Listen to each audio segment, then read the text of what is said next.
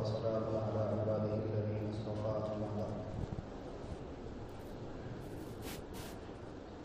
أعوذ بالله من الشيطان الرجيم. بسم الله الرحمن الرحيم. محمد رسول الله والذين معه أشداء على الكفار رحماء بينهم تراهم ركعا سجدا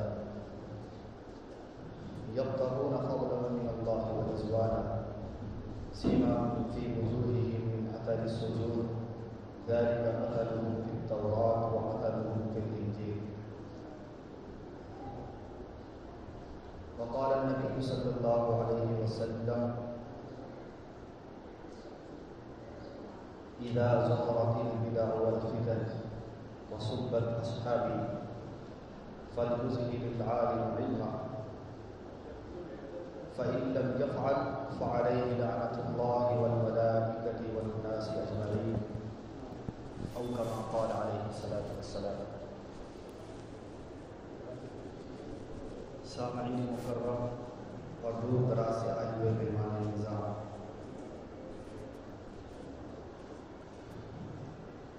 اللہ رب العالمین کا بے انتہا فضل و احسان ہوا ہے کہ اس نے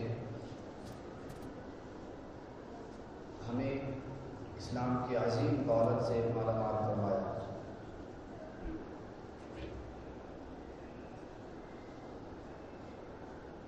آج میری تقریر کا موضوع اتنا حساس مسئلہ ہے کہ میں امید کرتا ہوں اگر میری باتوں کو بغور سنا جائے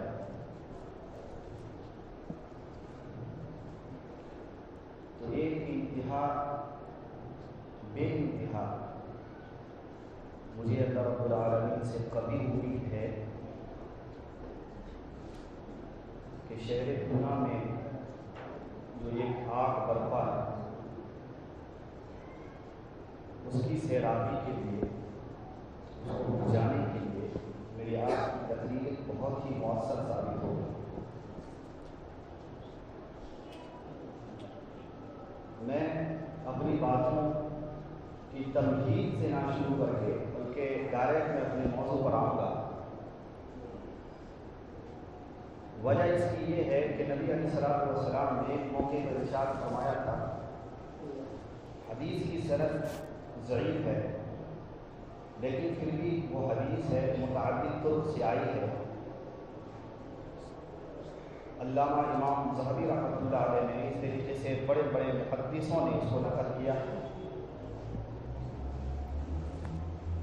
کہ اذا ظہرت الفتن بدع والفتن، کہ جب بدعات اور فتنے عام ہو جائیں دنیا کے اندر، وسوقت اصحابی، نبی علیہ الصلوۃ والسلام نے فرمایا کہ جب میرے اصحاب کو گالی دیا جانے لگے، برا بھلا کہا جانے لگے، تو اس موقع پر فَلْيُظْهِرِ الْعَالِمُ عِلْمَهُ، عالموں کا کام ہے کہ اپنے علم کو اجاگر کرے، اپنے علم کے سمندر اور موتی بہائے اور اپنے علم سے دنیا کو بتائے کہ رسول اللہ صلی اللہ علیہ وسلم کی جماعت حق پر تھی. فَإِن لَّمْ يَفْعَلْ، بس جو عالم ایسا نہ کرے تو نبی علیہ الصلوۃ والسلام کی حدیث ہے فَعَلَيْهِ لَعْنَةُ اللَّهِ وَالْمَلَائِكَةِ وَالنَّاسِ أَجْمَعِينَ، کہ ایسے عالموں پر اللہ اور اللہ کے فرشتوں کی لعنت ہے.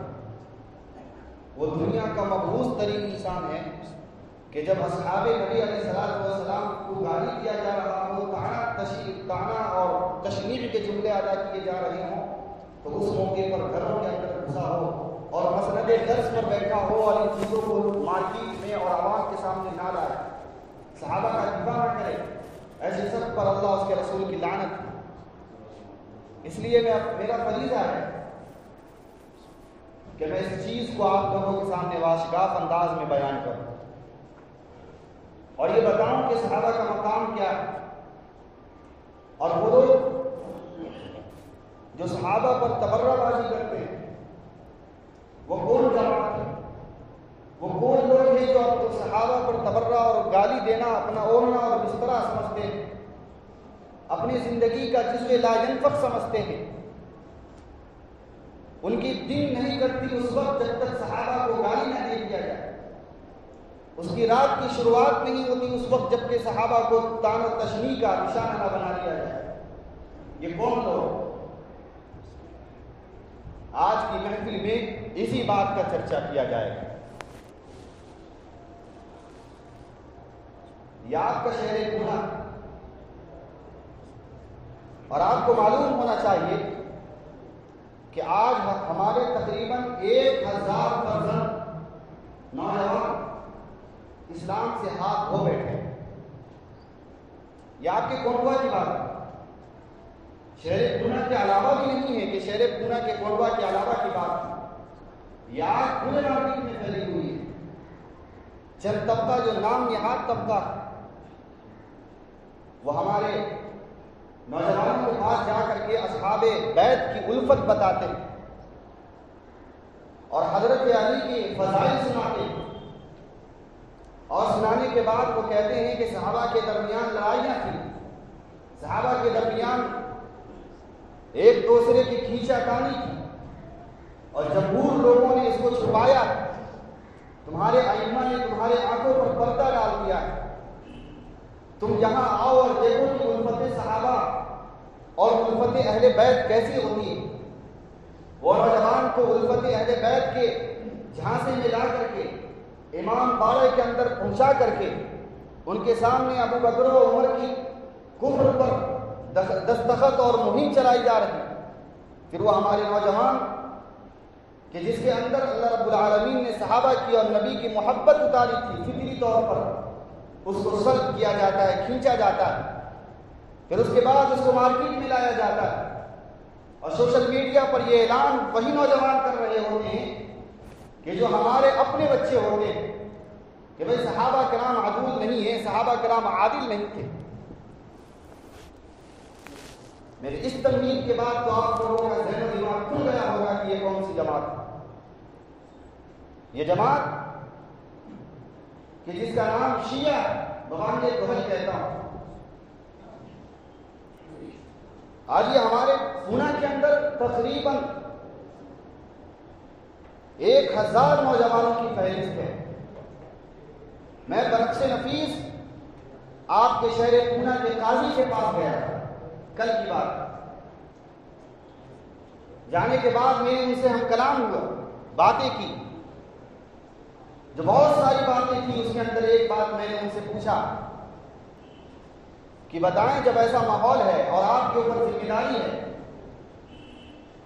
تو سب سے پہلا تقاضا یہ ہوتا ہے کہ آپ ان کے رہبر، ان کے رہنما، ان کے قائد اور ان کے مفتیان کرام کے پاس جائیں اور بات کریں کہ بھائی آپ ایسا کیوں کر رہے ہیں، کیا آپ نے یہ قدم اٹھایا ہے؟ تو جواب سنیے، جواب سن کر کے آپ کے کلیجے دہل جائیں. انہوں نے کہا کہ میں گیا تھا اور ہماری جماعت گئی تھی. میں نے کہا پھر کیا ہوا؟ کہا کہ مجھے وہاں سے نا امیدی کے ساتھ واپس ہونا پڑا، کچھ فائدہ نہیں ہوا. اور یہ آپ کے قاضی القضات اس شہر کے مانے جاتے ہیں. مدرسہ رشیدیہ کے معتمد صاحب، میری ان سے بات ہوئی. اب بتائیے کہ اس کا تعلق اصل رہبر و رہنما سے تبلیغ چالو ہے یا ایسا نہیں ہے کہ چند طبقہ جو کام کر رہا ہو اور امت ان کے جو بڑے رہنما، ان کے جو قوم اور پادری اوپر بیٹھے ہوئے ہیں ان کی طرف سے اجازت نہیں ہو، بلکہ ان کا ان کے اوپر ہاتھ ہے. پھر تو مجھے کھل کر بولنے کی اجازت مل جانی چاہیے آپ لوگوں کی طرف سے کہ اصل ان کا پروپیگنڈا ہے کیا، یہ چاہتے کیا. ذرا آئیے ان کے پرانے لٹریچر کی طرف چلتے ہیں. اہل تشیع اور شیعہ مذہب کے بنیادی عقائد کی طرف لوٹتے ہیں کہ ان کا عقیدہ کیا ہے. میں آج کی محفل میں ان پر جو کفر کے فتوے لگے ہیں علماء امت کا اس کی بات نہیں کروں گا، لیکن کروں گا، یقیناً کروں گا شہر پونا کے اندر، لیکن ابھی کی محفل میں نہیں کروں گا. آج کی محفل میں مجھے بتانا یہ ہے کہ حضرت علی کے نام پر اور حسن و حسین کے نام پر یہ جو تفرقہ بازی مچا رکھی ہے، کیا ان کا تعلق حضرت حسن اور حضرت حسین سے ہے؟ کیا وہ اللہ کے رسول صلی اللہ علیہ وسلم کو نبی برحق مانتے ہیں؟ کیا ان کا تعلق حضرت علی سے ہے؟ یا ایسی ہی محبت کے نعرے اور ماتم اور جلوس کے طرز و طریقے امت کے سامنے دکھاوے کے طور پر پھیلا رکھا، آج اس کا چرچا ہوگا۔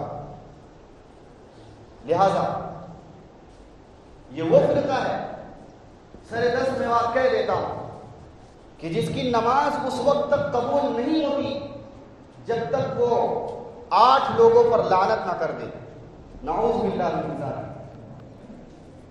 اس کی نماز قبول نہیں ہوتی۔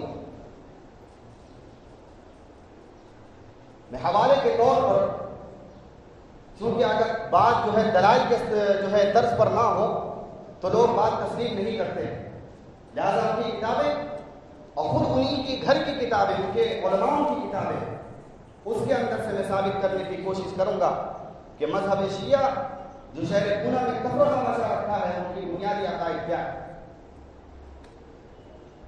عین الحیات ایک کتاب کا نام، ملا باقر مجلسی اس کا مصنف ہے، یہ ایران کا رہنے والا تھا، مر گیا۔ عین الحیات نام یاد رکھیے گا کتاب کا۔ اس کے صفحہ نمبر 599 پر، یہ کتاب چونکہ فارسی میں ہے اور فارسی کی عبارت میں پڑھوں گا، اس کے بعد اس کا ترجمہ کروں گا۔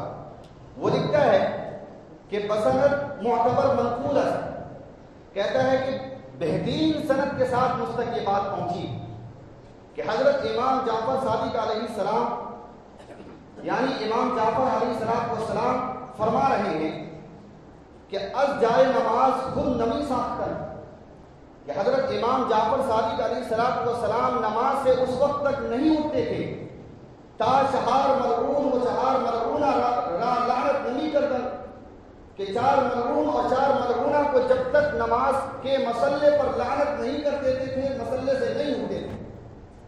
وہ لعنت کس کو کیا جا رہا ہے؟ دل پر ہاتھ رکھ کے سنیے۔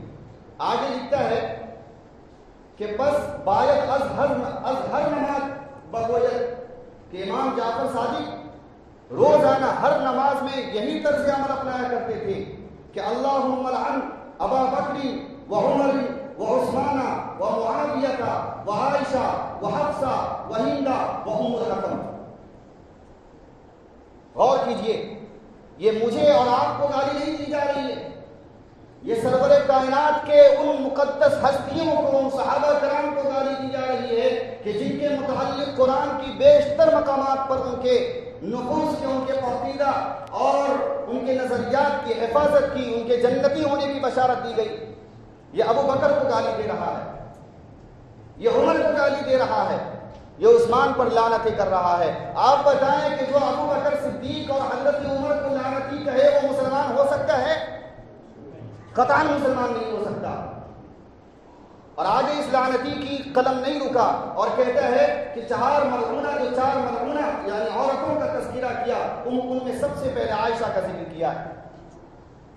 وہ رسول اللہ صلی اللہ علیہ وسلم کی پاکیزہ بیوی، وہ مقدس زوجہ کہ جس کے متعلق پورا سورہ نور اترا ہے، ان کی پاکیزگی اور طہارت و تقدس کو لے کر کے اس پر یہ لعنت کر رہا ہے۔ بتائیں، یہ تو ایک عبارت ہے جو میں نے پیش کی، ایسی ہزاروں کتابیں جو ان کے علماء نے لکھی ہے اور شیعت کے کفر پر دلالت کرتا ہے۔ یہ آج ہمارے نوجوانوں کو بہکا رہے ہیں شہر پونا کے اندر۔ اس لیے میں حجت تمام کر دینا چاہتا ہوں، جیسے کہ میں نے حدیث بھی ایسی پیش کی ہے کہ جس کے اندر نبی علیہ الصلوۃ والسلام نے فرمایا کہ عالموں پر حق ہے اس بات کو آشکار طریقے سے مارکیٹ میں لائے، عوام کے سامنے لائے، جو نہیں لائے گا اس پر اللہ رب العالمین اور تمام فرشتوں کی لعنت ہے، وہ لعنت کا مستحق ہے۔ آگے آئیے، چونکہ مجھے کم وقت میں بہت آگے نکلنا ہے۔ ایک کتاب لکھی گئی ہے حیات قلوب، اس کا مصنف یہ بھی مر چکا ہے، ملا باقر، جیسے میں نے تذکرہ کیا، یہ اسی کی کتاب ملا باقر مجلسی کی۔ یہ جو یہ فارسی کی کتاب ہے تو اس کا اردو ترجمہ کیا ہے پاکستان کا رہنے والا ایک شخص تھا بشارت حسین مرزا پوری، اس نے اردو ترجمہ کیا۔ اس اردو ترجمہ کے اندر جو ہے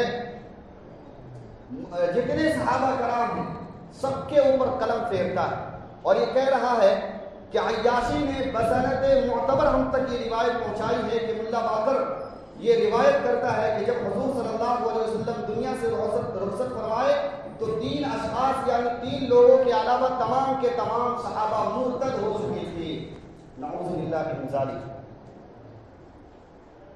یہ کفر کی قباحتیں کم ہیں, یہ غیر مسلموں سے کم کافر ہے, یہ یہود و نصارہ سے کم مرتد ہے, یہ لعین کم ہے, یہ کافر کم ہے جس کا آج ہم جو ہے اپنے گھروں کے اندر رشتہ دے رہے ہیں, ہم اپنے گھروں کے اندر اس کو دعوتیں کھلا رہے ہیں.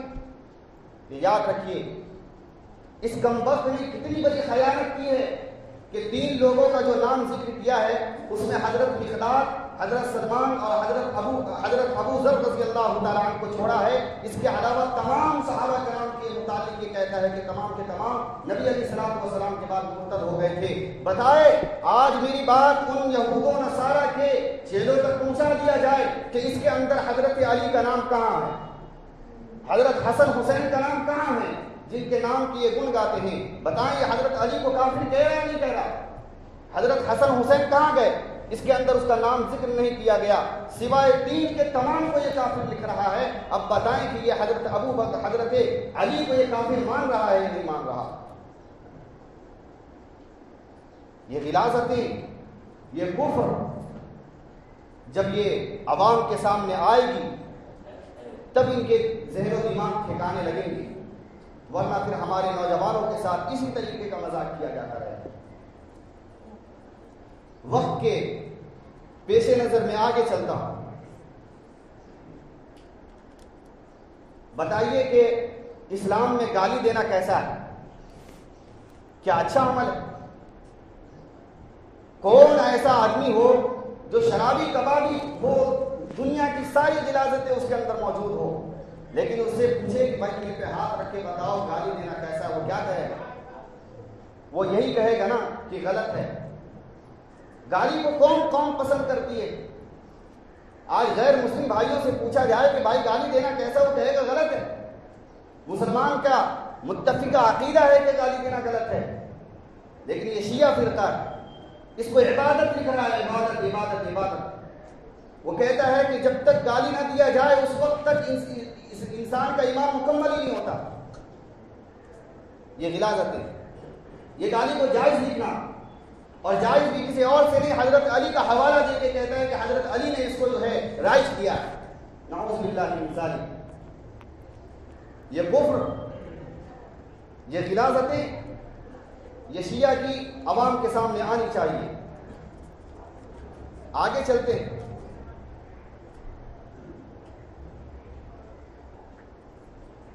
میں آج جو ہے بات کو مکمل کر دوں اور حجت تمام کر لوں. یہ ایسی غلاظتیں ہیں, ایسا کفر ہے شیعہ کی کتب کے اندر کہ جس کو اگر ایک انسان اچھے دماغ سے سوچے تو اس وقت تک اس کو چین نہیں آئے گا جب تک اس سے مکمل طریقے سے قطعی تعلق نہ کر لے.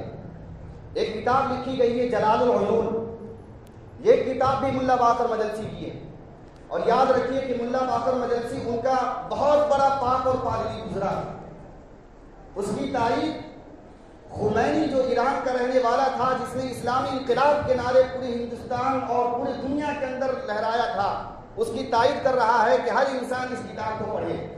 یہ ملا باقر مجلسی, اس کی کتاب جلال العیون, اس کے اندر وہ تحریر کرتا ہے. وہ غلاظت کی حد ہوتی ہے, کفر کی حد ہوتی ہے. جناب رسول اللہ صلی اللہ علیہ وسلم کی پاکیزہ بیٹی حضرت فاطمہ کے اوپر جو ہے تلوار چلائی ہے اس نے, اور یہ فاطمہ کے نام کے ہنڈورے پیٹ رہے ہیں, یہ نعرے لگا رہے ہیں فاطمہ کے, یہ نعرے لگا رہے ہیں حضرت علی کے محبت کے. ان سے پوچھا جائے کہ ان حوالہ جات کا جواب دیا جائے, ان سے سوال کیا جائے گریبان پکڑ کر کے, یہ جو تمہاری کتاب ہے سب سے پہلے اس کے مصنف پر قبر کے اوپر جو ہے درے مارے جائیں, ان کی کتاب کو جلایا جائے, پھر اس کے بعد اتحاد اور ہمارے امت کے سامنے تبلیغ کی جائے. تبلیغ کرنا یہ امت کا حق ہے. ہر انسان ہندوستان میں اپنے اپنے مذہب کے اعتبار سے تبلیغ کرتا ہے, لیکن مسلمان ہو کفر کی تبلیغ کرے, رہے مسلمان کے نام پر, حضرت علی کے نام پر کفر کی تبلیغ کرے, اس کی تو اجازت نہیں دی جا سکتی. ہاں کفر اختیار کر لو, دھرنے سے کہہ دو کہ ہم غیر مسلم ہیں, پھر غیر مسلموں کی تبلیغ کرو, کون منع کرتا ہے؟ لیکن مسلمان رہو گے اور کفر کی تبلیغ کرو گے، یہ نہیں ہونے دیا جائے گا اور قطعاً نہیں ہونے دیا جائے گا۔ یہ لکھتا ہے کہ جب حضرت علی اور حضرت بی بی فاطمہ رضی اللہ تعالیٰ عنہ کی شادی ہوئی تو شادی کا نقشہ کھینچتا ہے۔ ذرا غور کریں اس بات پر، غور کریں اور اس کی غلاظتیں دیکھیں۔ یہ نقشہ کھینچتے ہوئے کہتا ہے کہ رسول اللہ صلی اللہ علیہ وسلم پہلی رات جب شب زفاف کی رات ہوتی ہے، ہم بستری کی رات ہوتی ہے، اللہ کے نبی علیہ الصلوۃ والسلام اما فاطمہ اور حضرت علی کے بستر پر آئے اور آنے کے بعد ان سے کہا کہ دیکھو، جب تک میں دوبارہ یہاں نہ آ جاؤں اس وقت تک تم کوئی کام نہیں کرنا، نعوذ باللہ من ذالک۔ پھر دوبارہ آئے، دوبارہ آنے کے بعد حضرت علی کے ٹانگ کو اس طرف کھینچا اور حضرت اما فاطمہ کے ٹانگ کو اس طرف کھینچا، اور اس کے بعد یہ کہہ رہا ہے کہ رسول اللہ صلی اللہ علیہ وسلم نے اس موقع پر اجازت دے دی تھی اور وہ کام کرنا شروع کر دیے تھے۔ یہ غلاظتیں رسول اللہ صلی اللہ علیہ وسلم پر بہتان، یہ اتنی پاکیزہ نفوس پر ایسے الفاظ دراز کرنا، یہ انسان کو شبہ دیتا ہے۔ یہ ایک انسان جو صحیح معنوں میں انسانیت کا حق جو ہے اس کے اندر مانتا ہو، یہ ایسا کر سکتا ہے؟ یقین جانیے شیعت اس سے بھی گندی چیز ہے جو میں کہہ رہا ہوں۔ ایسی عبارتیں ہیں جس کو میں آپ کے سامنے آیا نہیں کر سکتا، کیونکہ آپ عوام، آپ خواص نہیں، آپ کا ذہن و دماغ ابھی بنا نہیں، آپ غلاظتیں سمجھتے نہیں، کفری عبادتوں کو جانتے نہیں۔ اگر آپ کے سامنے کہا جائے تو آپ ننگی تلوار لے کر کے مارکیٹ میں گھومنے لگیں گے۔ یہ رسول اللہ صلی اللہ علیہ وسلم کے متعلق ایسی باتیں کرنا، اور کہ جس کے نام پر یہ روٹیاں کھاتے ہیں، جس کے نام پر یہ مارکیٹ میں ماتم اور جلوس کرتے ہیں، جس کے نام پر یہ متعہ کے طریقوں کو جائز کر رکھا ہے، ان پاکیزہ نفوس پر اپنی کتابوں میں کہتے کچھ اور ہیں اور کرتے کچھ اور ہیں۔ بتائے کہ ان کا جواب لینا چاہیے نہیں لینا چاہیے؟ ان کے گریبان کو کون پکڑے گا؟ یقین جانیے کہ آپ لوگوں کے توسط سے یہ ہو سکتا ہے، آپ ان سے قطع تعلق کریں اور قطع تعلق کر کے اپنی مسلمانیت کا ثبوت پیش کریں۔ یقیناً ہمارے تبلیغی بھائیوں کا بہت بڑا اہم رول اور کردار ہے کہ امت کے سامنے جا کر کے منت و سماجت کر کے اس کو اپنے مسجد تک لاتے ہیں، لیکن یہ کمینے آ کر کے علی کے نام پر اور حسن حسین کے نام پر انہی نوجوان کو وہاں استعمال کر رہے ہیں اور صحابہ کے خلاف اور رسول اللہ صلی اللہ علیہ وسلم کے خلاف یہ بدزبانیاں کرواتے ہیں۔ یہ اس کا اگر آپ جو ہے نوٹس نہیں لیں گے تو شہر پونا یقیناً تباہی اور بربادی کے دہانے پر چلا جائے گا۔ یہ آج 1000 کی تعداد میں مرتد ہوئے ہیں، کل کو 2000 ہوں گے، 3000 ہوں گے اور آگے چلتے چلے جائیں گے، یہاں تک کہ تبلیغی بھائیوں پھر اس کے بعد ہمارا کنٹرول ختم ہو جائے گا۔ یہ وقت ہے، یہ ابتدا ہے، یہی وقت ہے کہ ان کو نوٹس لیا جائے، ان کے خلاف جو ہے پروپیگنڈے کیے جائیں اور ان سے سوال کیا جائے۔ لہذا میں ایک حوالہ کے طور پر بات کو ختم کروں گا، بس ایک حوالہ، چونکہ پوری کتابیں اور مجھے علم ہے اس بات کا کہ تقریباً 380 تفسیر کی کتاب لکھی گئی ہے، 380 تفسیر کی کتاب جو اس کے معتبر ترین تفسیروں میں آتا ہے۔ ان تفسیروں میں آج میرا چیلنج ہے، کوئی بھی شیعہ چاہے دنیا کہیں کبھی رہنے والا کوئی ایک تفسیر کی کتاب نکال کے دکھا دے جس تفسیر کے اندر لکھا ہو کہ یہ قرآن جو آج ہم پڑھ رہے ہیں یہی قرآن پر حق ہے اور یہی رسول اللہ پر اترا، بس یہیں پر بات ختم ہو جائے۔ کوئی ثابت نہیں کر سکتا۔ دنیا جہان کا جتنا شیعہ پیدا ہوا جو تفسیر کی کتاب لکھا ہے، سب نے لکھا ہے کہ یہ قرآن نقلی ہے۔ حوالے کے طور پر آپ جس سرزمین پر رہ رہے ہیں، جس ملک میں رہ رہے ہیں، اسی ملک کا ایک بدترین کافر مقبول حسین دہلوی کا رہنے والا گزرا ہے، آج اس کو مرتے ہوئے 100 سال کے قریب ہو رہے ہیں۔ اس نے 12ویں پارے کے 16ویں رکوع کے اندر بہت بڑا کفر اور بہتان باندھا قرآن کے متعلق اور یہ کہا کہ مسلمانوں تم جو قرآن پڑھ رہے ہو یہ غلط ہے۔ وہ غلط اس بنیاد پر ہے کہ اس قرآن کو شراب خور خلفاء نے بدل دیا تھا۔ شراب خور خلفاء میں ابو بکر صدیق بھی آتے ہیں، خلفاء میں عمر فاروق بھی آتے ہیں، خلفاء میں علی معاویہ اور یہ تمام کے تمام آتے ہیں۔ بتائیے کہ اس بدتمیز نے حضرت علی کا بھی یہاں پر استثناء نہیں کیا اور تمام کے تمام خلفاء کو بدل جائے اولا یہاں پر کہا ہے کہ یہ شراب ہے، شراب نوشی کرتے تھے اور انہوں نے اپنے مفاد کے خاطر قرآن کو بدلا ہے. یا اگر حوالے غلط ہوں، باب پارے کے اندر نہ لکھا ہو، سورہ رکوع کے اندر نہ لکھا ہو، تو پھر آپ میرا گریبان پکڑ سکتے ہیں. یہ پوری تحریک چل رہی ہے، پوری ذمہ داری کے ساتھ بات کر رہا ہوں. ایک حوالہ غلط ثابت نہیں کر سکتا کوئی. اگر کرنا ہے تو میرے حوالے کو تولے اور اس سے بات کرے. لہذا آپ بتائیں کہ جو قرآن آپ پڑھ رہے ہیں غلط پڑھ رہے ہیں. آج جو تراویحوں میں قرآن پڑھا جا رہا ہے یہ غلط ہے. آج جو نمازوں میں قرآن کی تلاوت کی جا رہی ہے اور آج دنیا جو اس پر متفق ہے یہ قرآن غلط تھا. لیکن شیعہ نے اس کے خلاف بھی بدزبانی کی اور کہا کہ یہ بھی غلط ہے. لہٰذا میرے محترم دوستو، آپ لوگوں سے مؤدبانہ التماس ہے کہ اس بات کو سمجھنے کی کوشش کریں اور اپنے نوجوانوں کے ایمان کو بچائیں. یقیناً اس مسجد کے اندر یہ ایسا پہلا بیان ہے جو شیعت پر اتنا سنگین جرم ہوا، یعنی ایکشن لیا گیا اور تقریر کی گئی. لیکن اس کی بھی کارن میں نے بہت کوشش کی، لوگوں سے بات کیا، لیکن یہ اوپر سے ان کے ہاتھ ان کے اوپر ہیں اور تبلیغ کیے جا رہے ہیں. لہٰذا ضرورت تھا کہ ان کے کفر یا عقائد کو آپ کے سامنے کھولا جائے. لہٰذا اب آپ پر ذمہ داری ہے کہ اپنے بال بچوں کی حفاظت کریں اور ان کو اصل مسئلہ سے اور جمیع علماء امت سے جوڑنے کی کوشش کریں. وآخر دعوانا ان الحمد للہ رب العالمین.